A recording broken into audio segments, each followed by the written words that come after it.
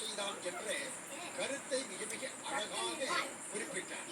அதாவது கண்ணனிடம் புண்ணியத்தை தானமாக பெற்றுக் கொண்டதற்கு பிறகு எல்லாம் வல்ல பரம்பொருளாக இருக்கக்கூடிய அந்த கண்ணபிரான் எப்படி அவனுக்கு காட்சி கொடுத்தார் என்பதை வில்லிபுத்தூர் ஆழ்வார் சொல்கின்ற பொழுது, போற்றிய கர்ணன் கண்ணை கண் கழிப்பேன் உணரி முன் நெடுந்த மாம்பியலை வாட்டிய வடிவமும் பஞ்ச ஆயுதமும் தாங்கி பயங்ககை தலங்களும் ஆகி கூற்றுட கராவின் வாயில் என்று அடைத்த குஞ்சர ராஜமுன் தோன்றினான் என்று குறிப்பிட்டார். கூற்றுட கராவின், அதாவது கூற்றுட அராவின், கராவின் என்று சொன்னால், கரா என்று சொன்னால் யானை என்ற பொருள். அந்த கரா என்று சொன்னால் முதலை என்ற பொருள்.